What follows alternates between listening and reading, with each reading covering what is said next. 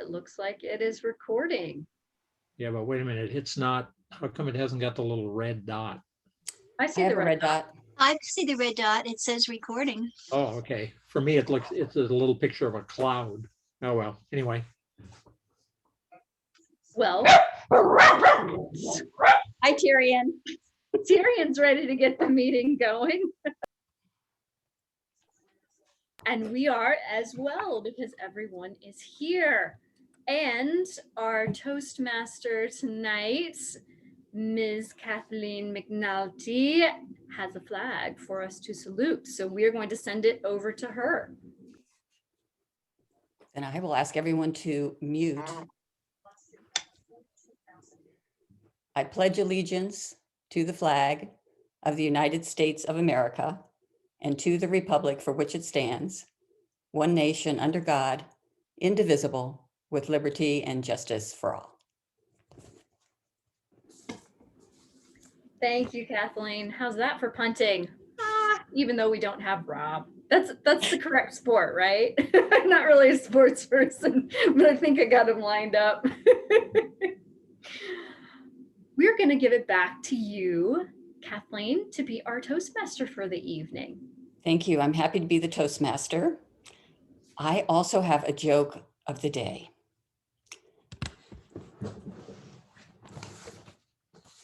What I would like is for people to unmute for this. It's more fun, whether you laugh or not.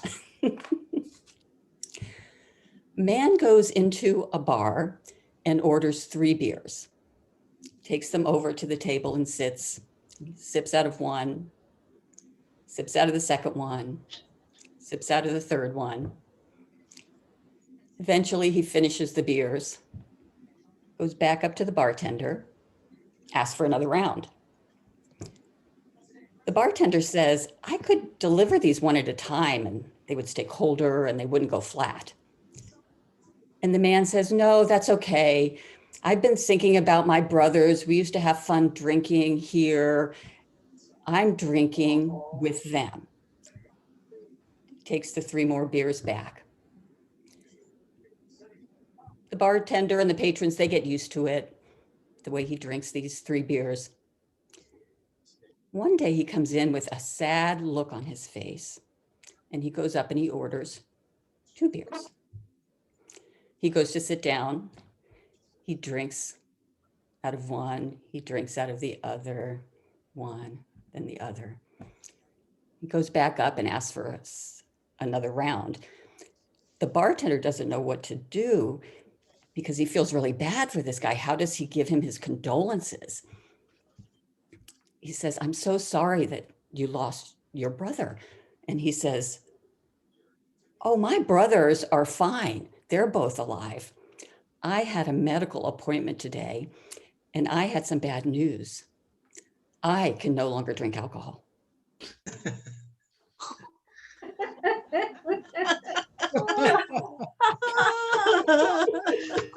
Oh, Oh, God. Oh. Thank you. Yes. One of my goals is to learn how to tell jokes. I'll have to practice. And I found a website that is for Toastmasters, not just those kind of Toastmasters, but. You did it well. The Okay. timing and the pausing is what's critical, and you did it well. Thank you. Could you share those with us sometime? I will. I'll send you the link. Let's get started today. As Toastmaster, I have an introductory role. I decided I'm not going to talk about our topic of the day. I'm going to talk about a big event that's happening this weekend.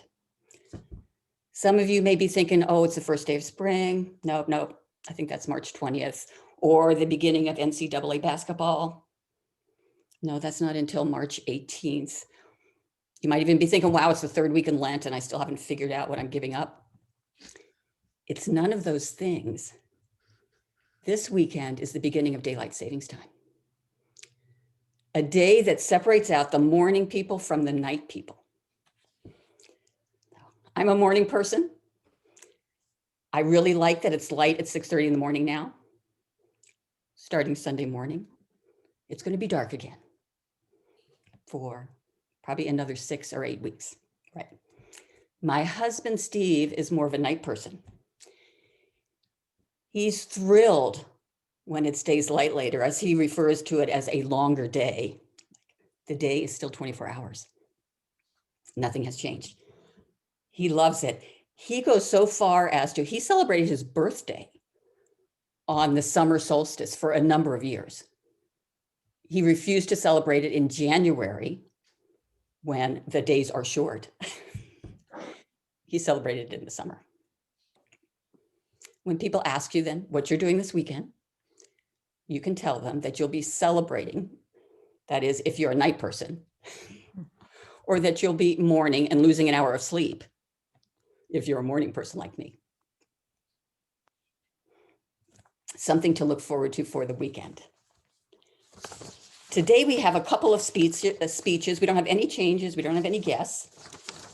We have 2 speeches, and we have a variety of people playing new roles. I'm very excited. Now let me check my thing and make sure I'm on the right track here. I'm going to introduce Selena Danko, our general evaluator. Selena.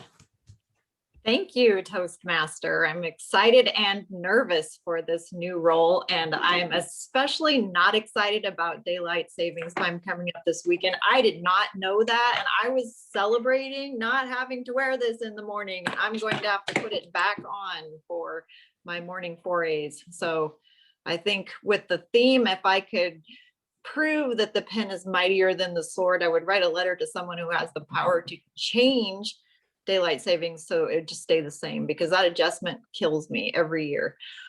So my role tonight as the general evaluator is to evaluate the meeting in general. I will call for reports from the speech evaluators, timer, grammarian, and awe counter. Next, I will comment on the quality of the evaluations given by the evaluators of the prepared speeches and table topics. I'm going to start with some introductions. I need to introduce my team. Steve Schwind is evaluator number 1, and he will be evaluating Mary Syrie. Steve, what will you be looking for this evening? Thank you, Selena. I will be having the pleasure of evaluating Mary's speech tonight. And the purpose of her speech is to learn or review basic research methods and presentation of a well-organized speech, a topic of her choice.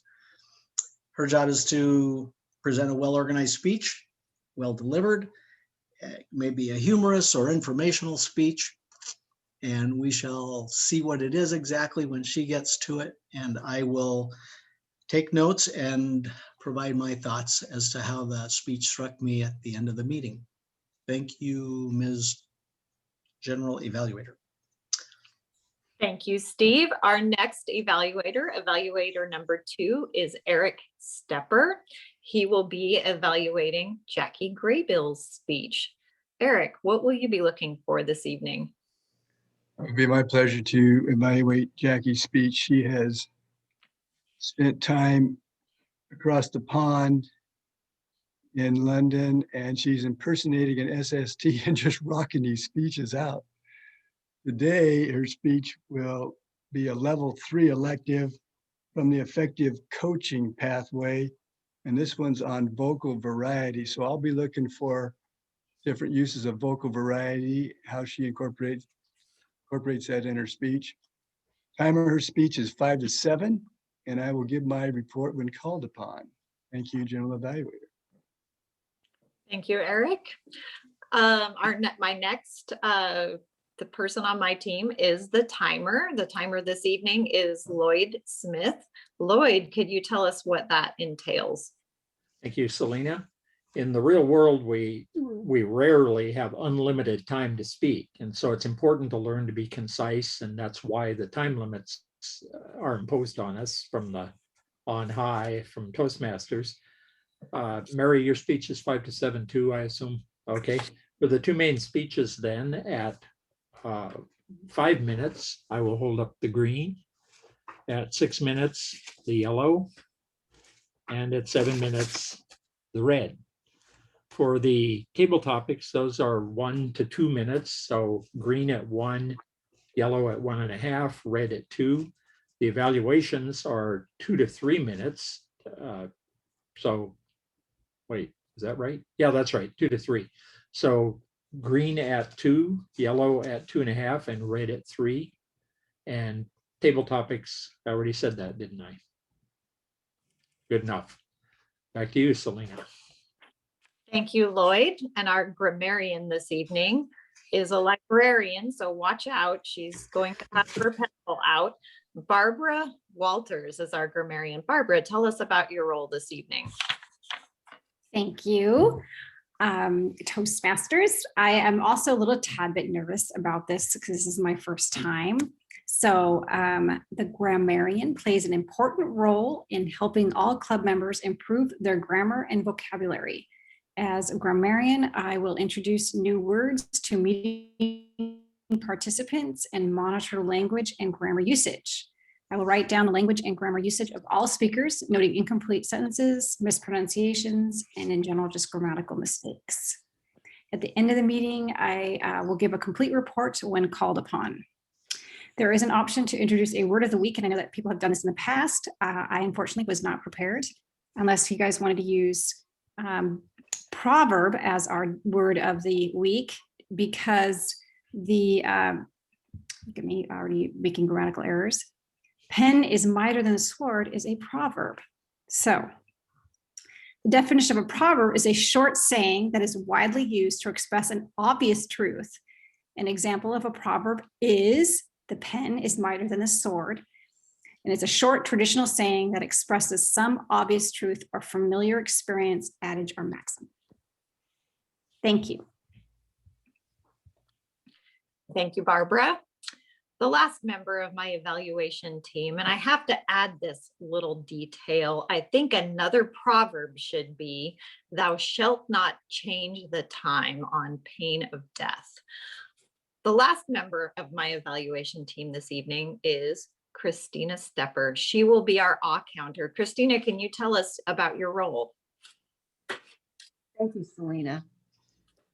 This evening, I'll be listening for filler words, crutch words, repetitions, the use of words such as like and you know and I mean when they are used inappropriately, not when they're used appropriately.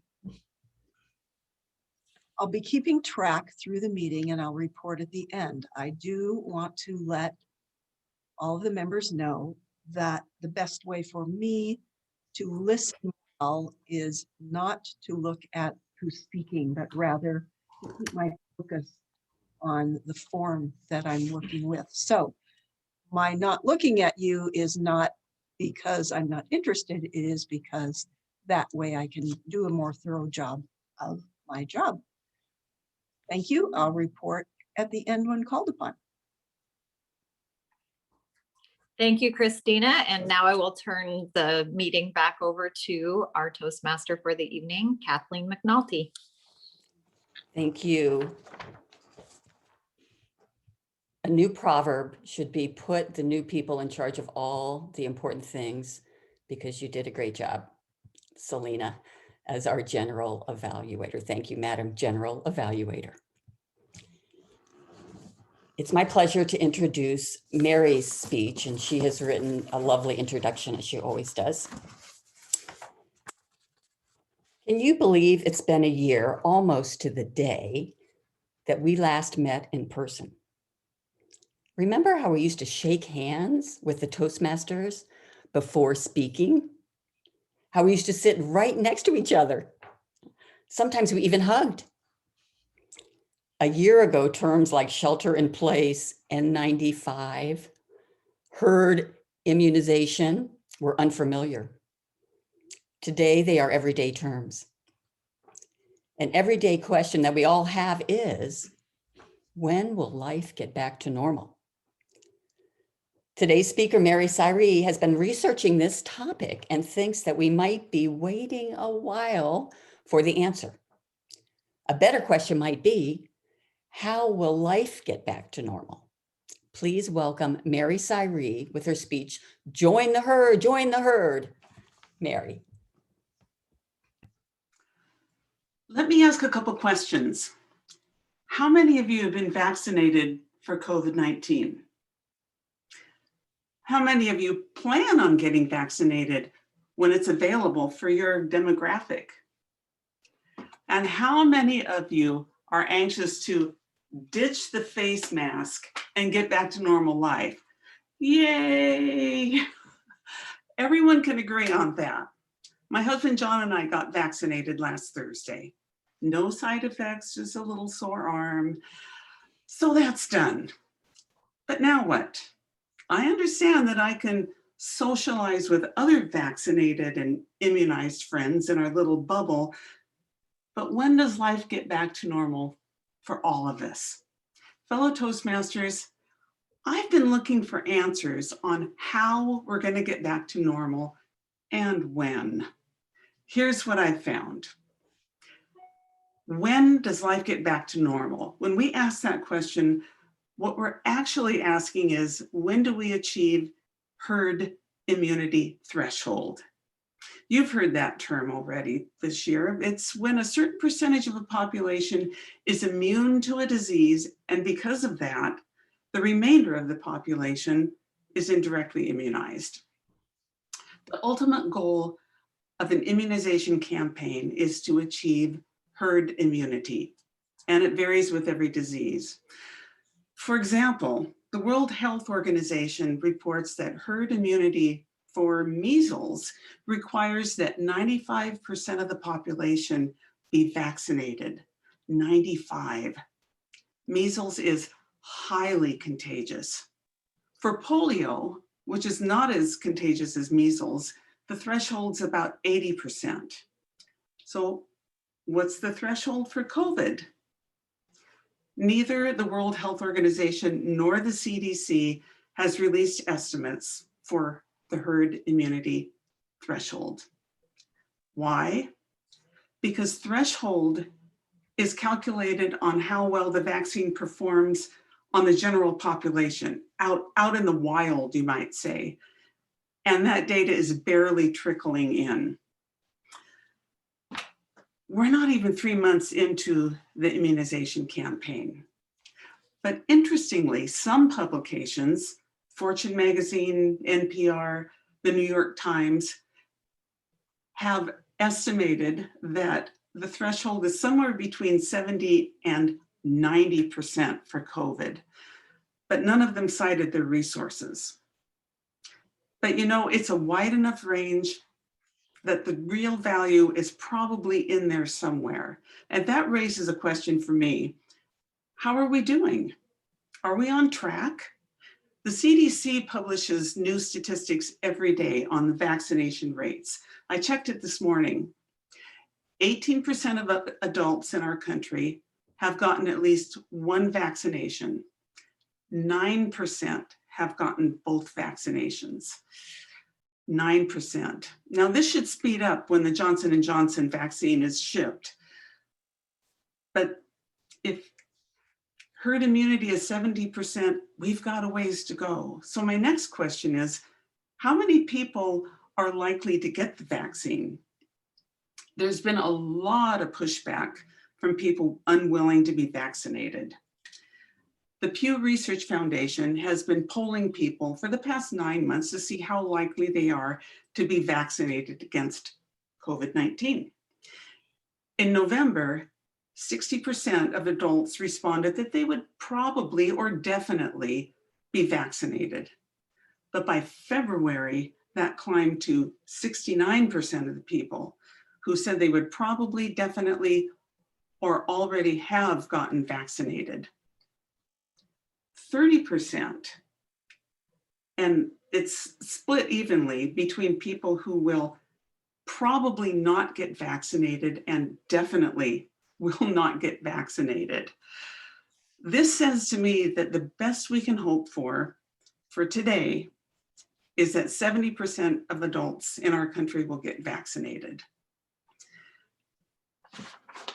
Now, getting a good estimate on how long it will take, it's like nailing Jell-O to the wall. It's slippery and it's just not meant to stick. Nobody wants to commit because there are just too many unknowns that can't be controlled or predicted. Viruses mutate, that's what they do. And we don't know how effective the vaccines will be against future mutations. And then there's people's behavior. That's a big one. Spring break is coming. Easter is near. No mask parties are trending and people are getting worn out.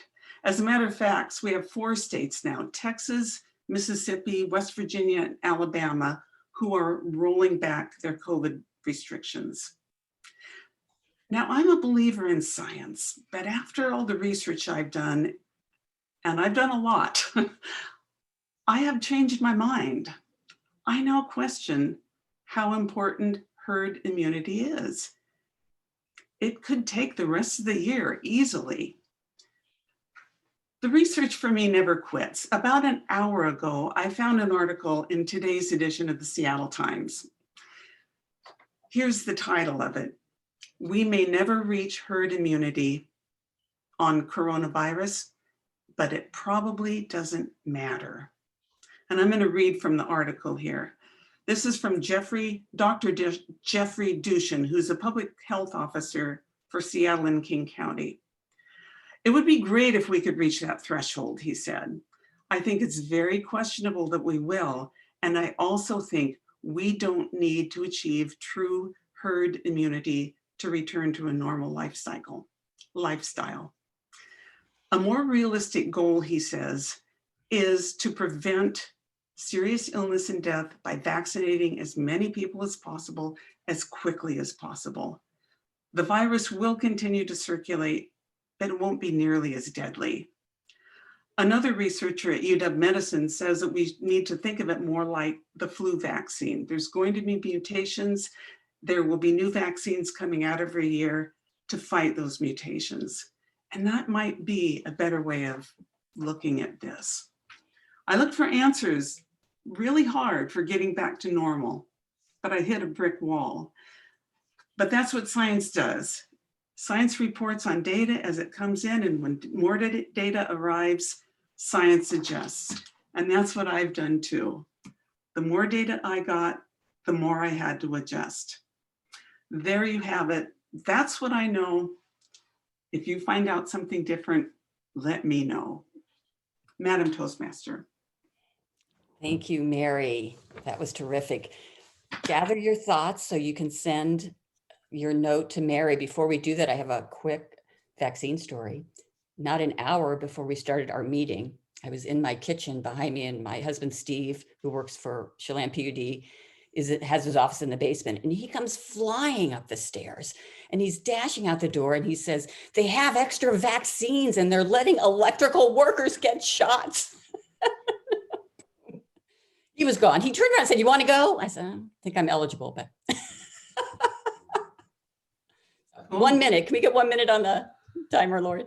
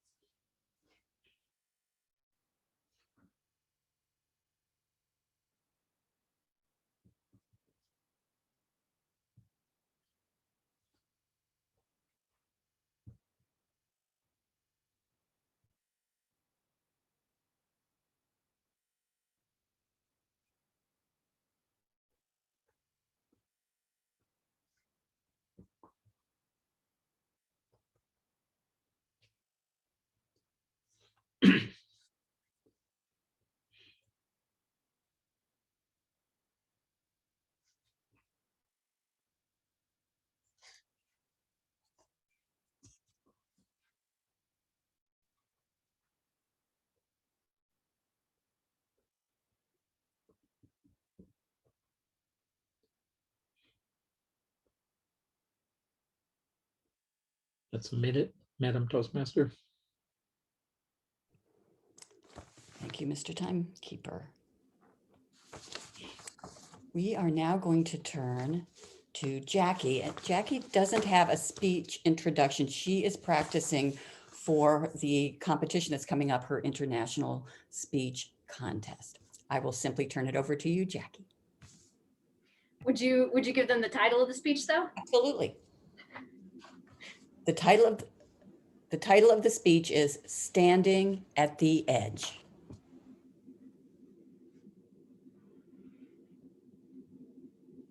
I'm standing on the edge of a cliff. It's 1,000 feet down. Pure ice. And I hear his voice ringing in my ears. You are not enough. Who are you to be here right now? Who you are isn't good enough. Thoughts like these ring in my ears and bombard me. Thoughts from my husband. The previous year, when I booked this trip to Iceland, I didn't know if I could do it. I bought the ticket while I was sitting on the edge of my bed at the domestic violence shelter. But I knew that I had to try. I had to see if I could make it on my own, because he told me without me, he would fall off a cliff. But here I was, standing on the edge of a cliff with a waterfall, pelting water in front of me, feeling the spray on my face. Have you ever had somebody in your life tell you you are not good enough? Tell you you can't do it? That's what his voice was in my ears. And since that time, as I've healed and worked on myself, his voice has morphed into a brutal critic that I've named Brutista. And I don't think I'm alone in having an inner judge tell me I'm not enough. Does anybody else experience this? Well, according to the National Science Foundation, 80% of all of our thoughts are negative. And Brutista and my now ex-husband are the perfect examples of that kind of voice ringing in our ears. But I didn't let that stop me. Instead, I listened to the voice of my inner cheerleader, who I call Peach Angelica. She sounded a little bit like this. Girl, you can do it. It's going to be so exciting. And here is the best part. You can't mess up. This is your trip. If you get lost, it's going to be totally fine, because you're going to find your way and it's going to be an adventure. As an aside, I did get lost. And I heard Brutista / X in my ear. What are you doing? This is the most stupid thing you've ever done. You're gonna get eaten by a polar bear or something out here in the Icelandic wild, and you're gonna die. But I didn't listen. Instead, I had the most amazing experience and vacation. But it wasn't a vacation that I've ever had in my life. In fact, it was a self-care trip, because I had to prove to myself that I could do it on my own. My mind flashed back to our honeymoon. We were on the beach, and I was so excited to do something I'd been dreaming about. Did anybody grow up loving horses? I grew up loving horses. And I remember the 2 times I got to ride a horse as a little girl. And when I saw those horses on that beach in Jamaica, I got so excited. Can we go? Can we go horseback riding? Can we go? And he said, no, we need to do something else. And I remembered that. the idea behind his words were, who are you to do something you've always dreamed about doing? So now I looked at my Icelandic stallion, and when I got on the horse, I looked and my feet were about that far from the ground. Because Icelandic horses are small and they are a little bit like my puppy, except they're not quite as loud. And they're furry and they're gentle. And that kind of a horse was exactly what I needed for my experience.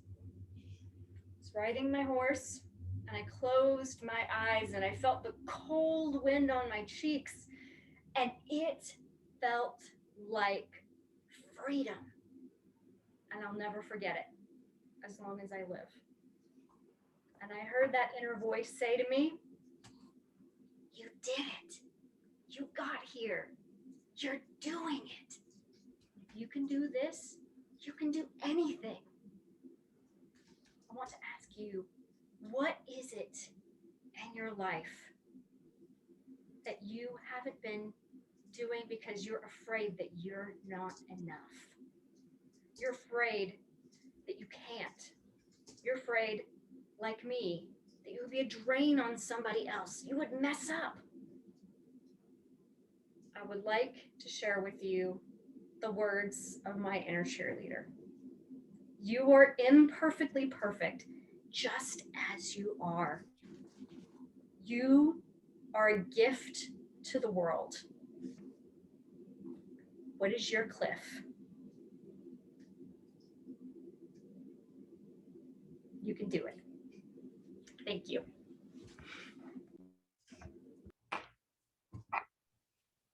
Thank you, Jackie.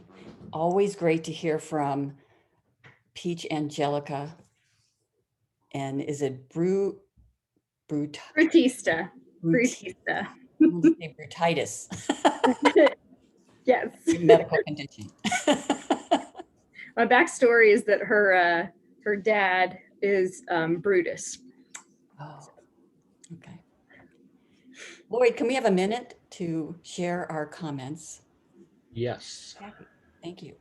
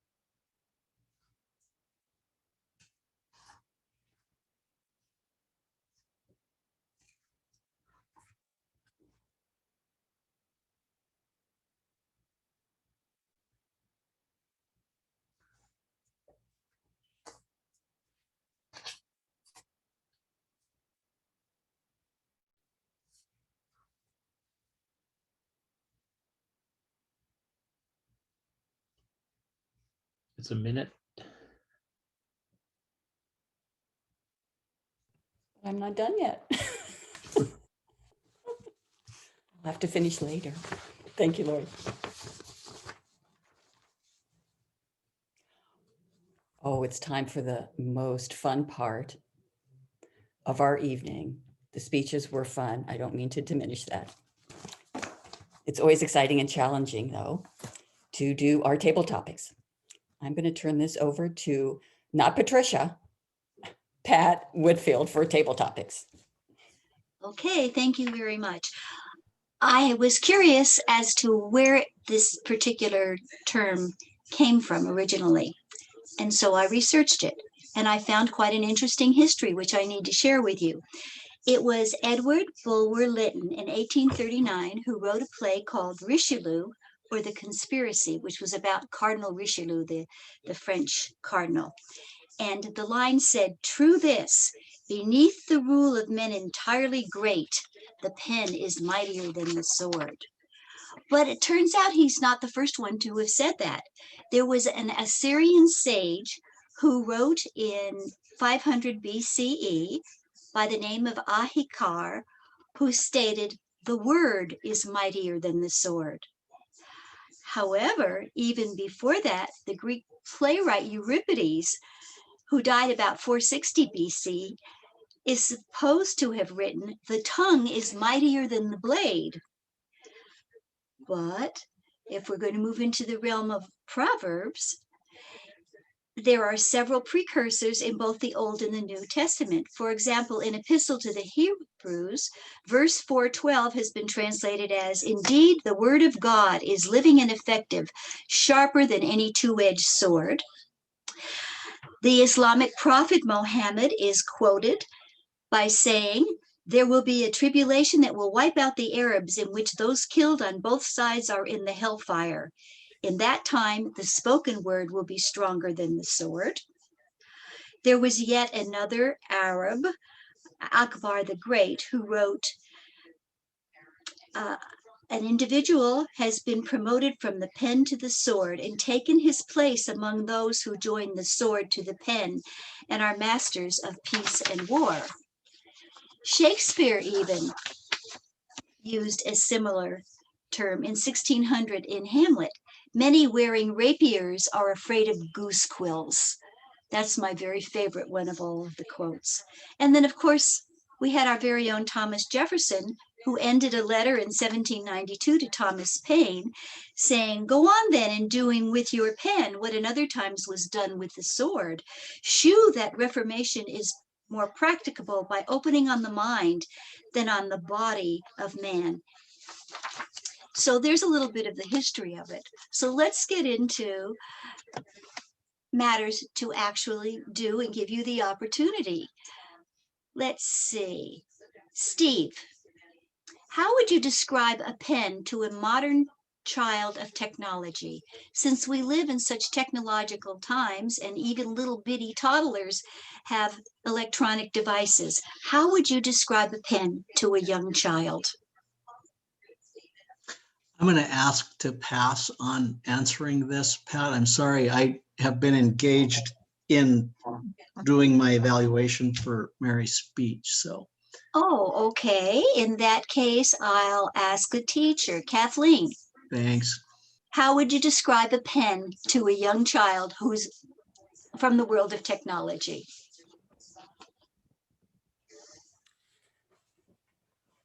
Thank you, Madam Table Topics Master. How would I describe a pen to a child? I would first say, this is how you can convey your deepest thoughts.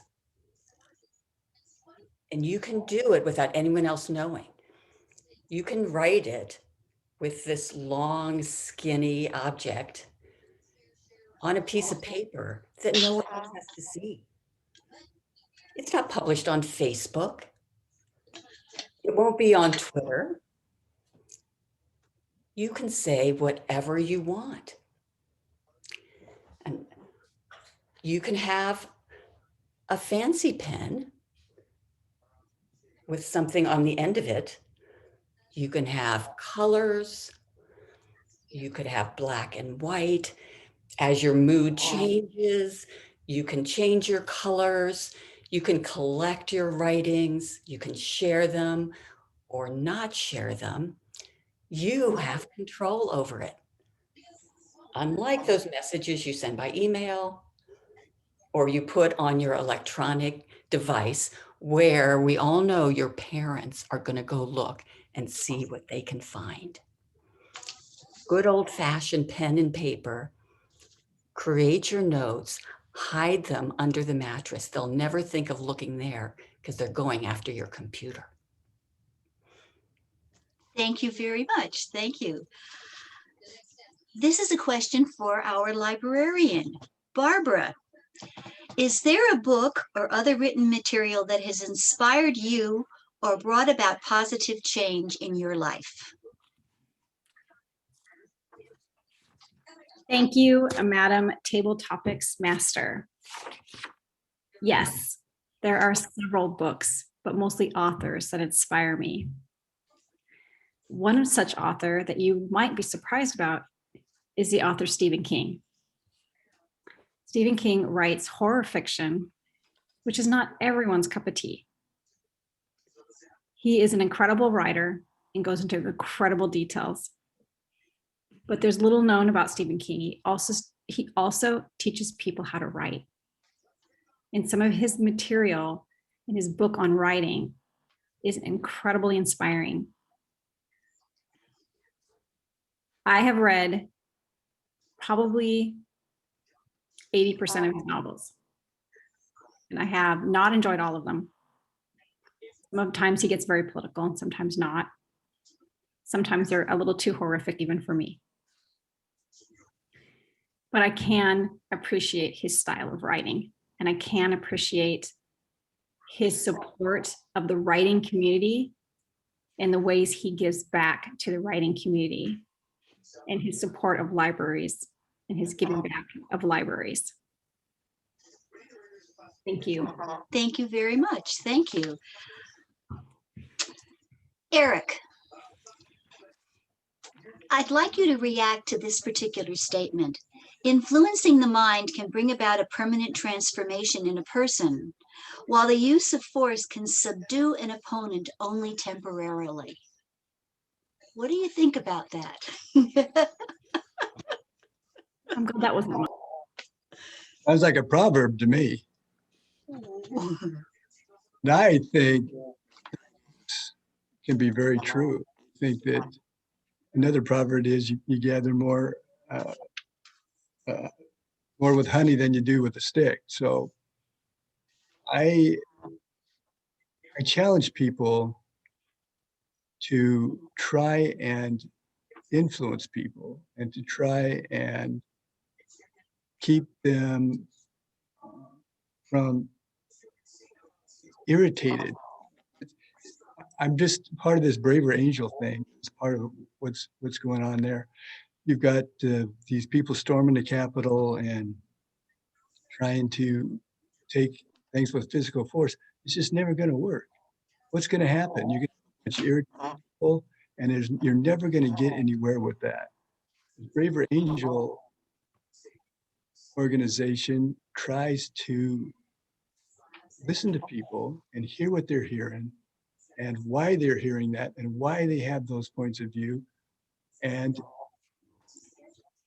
in that, let's express your points of view too. Now that's always going to be a better way to do that. It may not work, but at least you've got somebody that has a possibility of being open to change.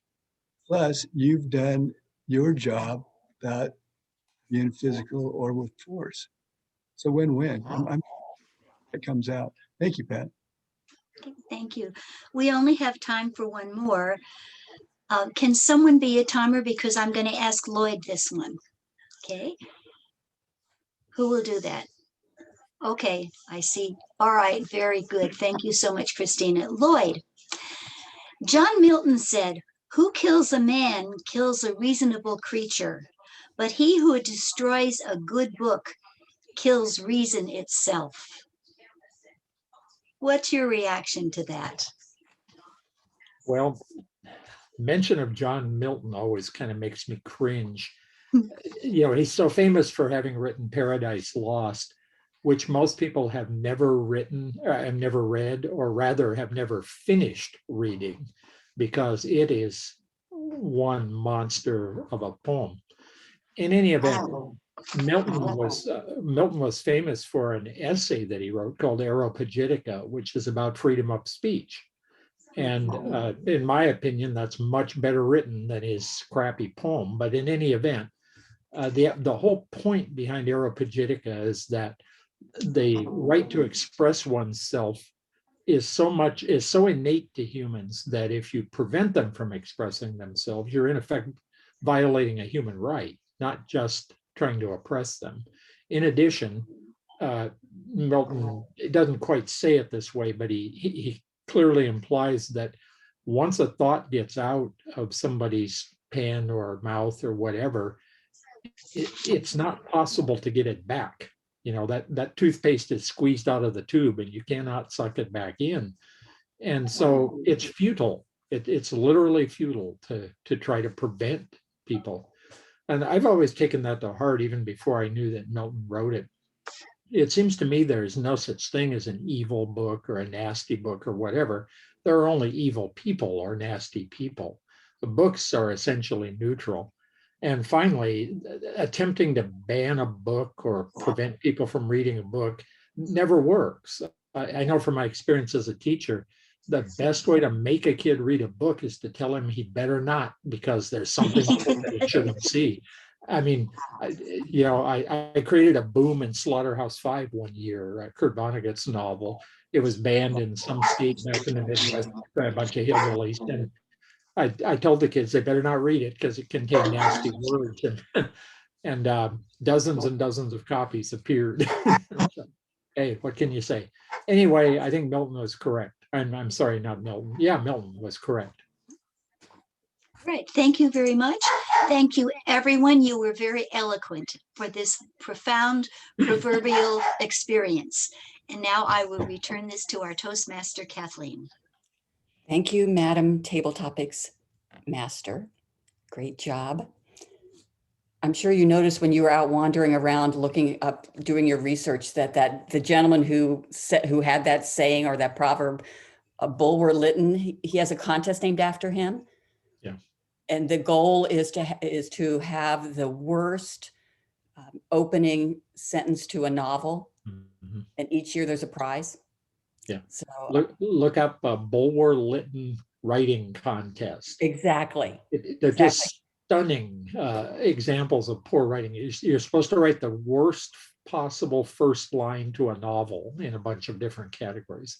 And as I turn this over to Selena, I'm going to read you the 2020 grand prize winner. A very short sentence, fortunately. Her Dear John missive flapped unambiguously in the windy breeze, hanging like a pizza menu on the doorknob of my mind.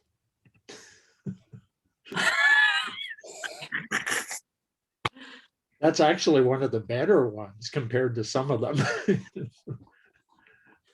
With Bulwer that, Lytton, yeah, Bulwer Lytton's the guy who wrote, he's famous for his first line, "It was a dark and stormy night." And that, What an erudite group. All right, Selena, let me turn it over to you. I'm taking all your time. It's all yours. Thank you, Madam Toastmaster. Without further ado, I would like to turn to Steve Schwind, who will be evaluating our first speaker tonight, which is Mary Syrie. Take it away, Steve. Thank you, Selena. What a privilege to hear you speak always, Mary. You are so polished. Wouldn't you know it?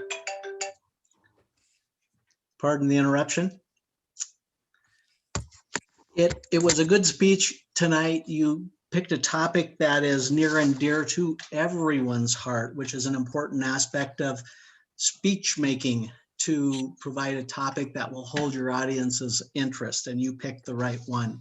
Young and old alike, any ethnicity, any gender, everybody wants to know what's going on in the world of COVID. Your opening was great, as always, asking questions about how and what we can expect to see as time has passed over the course of this last year. You referenced a lot of the things that we've experienced that are new to us because of COVID, and we acknowledge those points in our minds, certainly, that it's all relevant and we want it to go away. You asked great questions to continue to endear your audience to your speech, and asked relevant questions to provide answers. I liked the way you took that to the next step of saying that vaccinations are occurring, that people have been careful, that you and John got your vaccinations and you're excited because now you have your bubble, the group of those who are all inoculated or vaccinated, that you can now go hang with because you know everyone's safe and comfortable. but that we have so far to go beyond that. And then you did a great job with research and citing all of the research that you did. You gave us specific information regarding the WHO, the World Health Organization, CDC, and the Seattle Times. You provided valid information that gives us something to hope for and hang on to with a glimmer of hope for our future. I thought what you could work on is hard to call because you're such a polished speaker. The only thing that I saw is you might say, here's questions that I'm asking about when we're going to get there. And where did I put my little note? People are getting it vaccinated. Will you? Are you planning to get it vaccinated? You mentioned that people aren't necessarily buying into the notion of getting vaccinated, and posing the question might have been interesting in your speech, as well as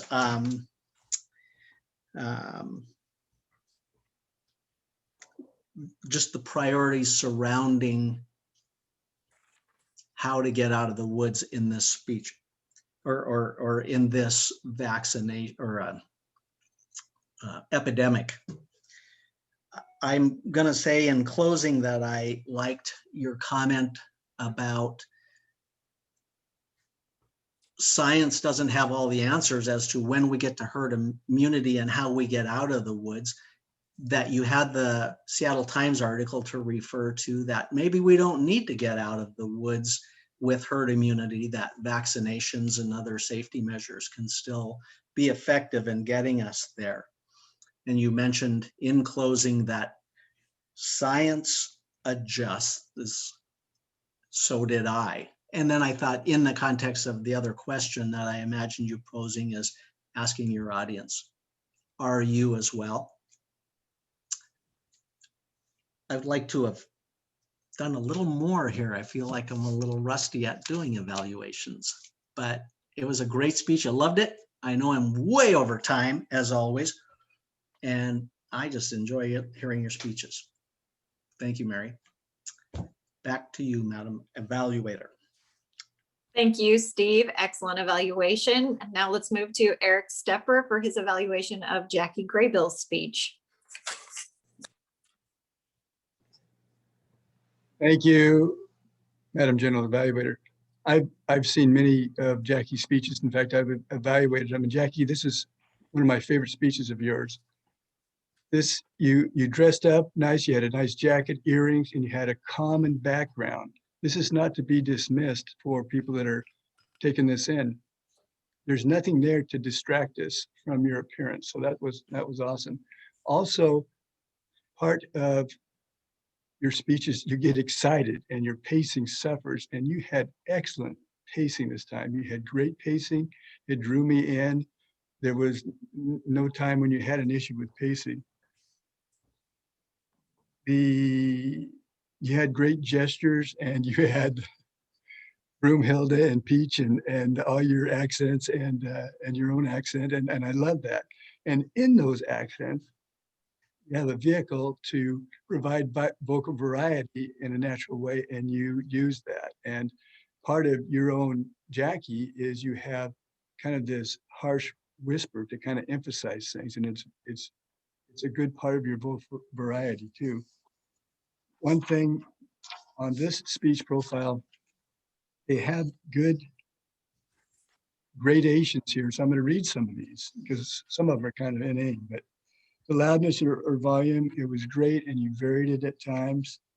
The pitch, you have a very pleasing voice, and you used your accents. And the other one is voice quality, which takes the same kind of pleasing voice and use the accents. Articulation, I can always understand what you're saying, even when you're doing the accents. And that's not always true of speech makers. And it's very important to get points on a speech like that.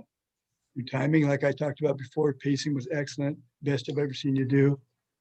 The vocal variety, like I stated before, but also you have a very friendly tone and delivery. You have a smile on your face and a smile in your voice, which is hard to do sometimes too. So I enjoyed all that. One thing that you can work on, you got to do something with the dog. But you rocked right through it. You didn't miss a beat, and it was very excellent. But on that, I enjoyed this speech. I am excited about you being in the contest. I don't have any major distractions. I challenge the rest of the group to email Jackie with some things that she can work on, because this is how she gets better. And I feel like I should have had something and I didn't see it. So please email Jackie. Good job, Jackie. Thank you, Eric. Now we'll move on to the timers report with Lloyd Smith. How'd we do? We did generally pretty well. For the two main speeches, Mary, your speech was 7:44. Jackie, you were 6:47. For table topics, Kathleen 136, Barbara 120, Eric 136, and I was 216. And finally, for our evaluation, Steve 441 and Eric 247. Thank you, Selena. Thank you, Lloyd. And now for our grammarians report with Barbara Walters. Thank you, Madam Evaluator. I want to say that I probably failed miserably at this job today, but I will continue to watch and learn and listen. Sorry, Jackie, I have dog issues too. And from all of your expertise, so I will get better at this. I felt like I might have done a little bit more of a review process. So Mary, I think I caught one run-on sentence, but then I started writing down your speech that I found interesting. I switched to so great use of statistics, great use of resources. You did use the word life cycle and you meant to use lifestyle. I think there's a term for that, but I don't know what the term is. I apologize. Jackie, I didn't catch anything. I just wrote down really awesome, like intriguing introduction, good subpoints, great conclusion. Yeah, you did excellent. I did use of the word of the day. I caught Mary, Selena, Kathleen, and Eric, even though I dropped it on you at the last minute. So thank you for using. No, Mary, you didn't. Okay, I thought I caught somebody. And in the table topics, Eric, I think he misused the word irritated. I think he meant irritating. And Lloyd, actually no, Lloyd, I just kept notes because I haven't heard about that contest. So I wrote down notes about that. I wanted to look up more information on the contest. So I didn't evaluate you. Sorry, I was taking notes. You are one of the most well-read people I know. I'm getting to know, excuse me. Back to you, Selena, or Madam Evaluator. Thank you, Barbara. And now for the awe counters report with Christina. Thank you, Selena.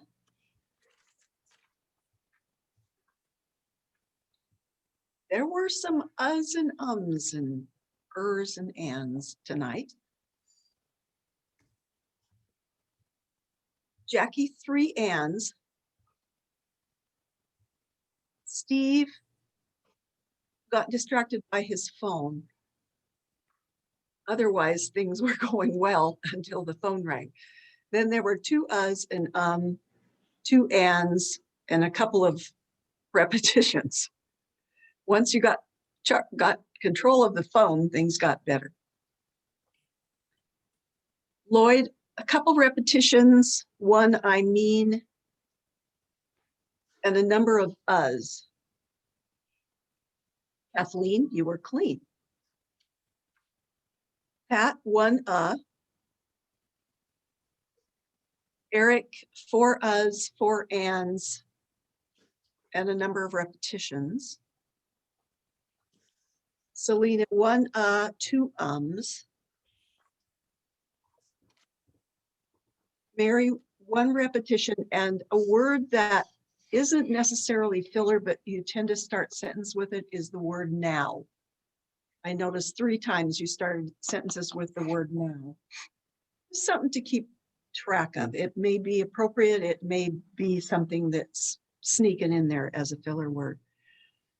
Barbara, 5 uhs, 5 but none during your table topics.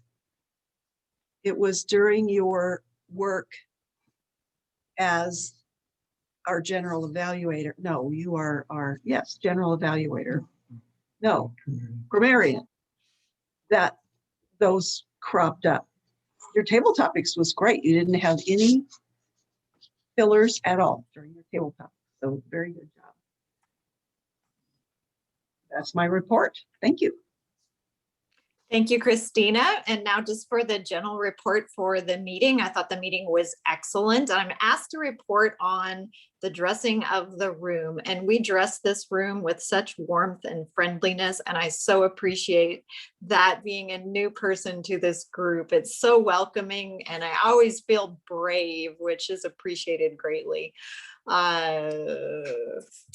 Mary Syrie engaged the Toastmaster herd with her hopes for human immunity.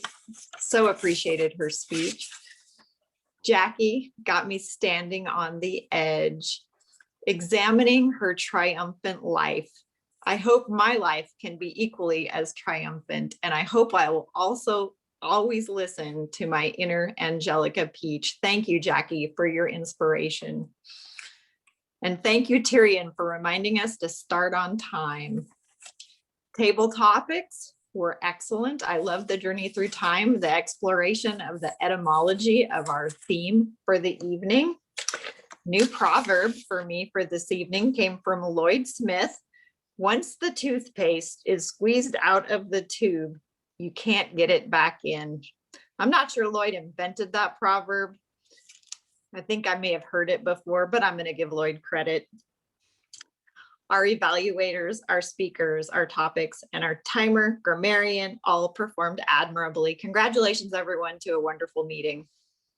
Back to you, Madam Toastmaster, or Madam President. Thank you, Selena. I'll take it. Sorry, I'm on the floor now. I've been on my laptop all day and it was about to die. So thank you so much for a fantastic meeting, you guys. And you're right, Selena, that is one of the things that I loved about this group when I first visited, is just how friendly everyone is. It makes a huge, huge difference. And I think that's one of the reasons why I felt okay doing as many speeches as I do, is that I know that I'm going to have that safety net.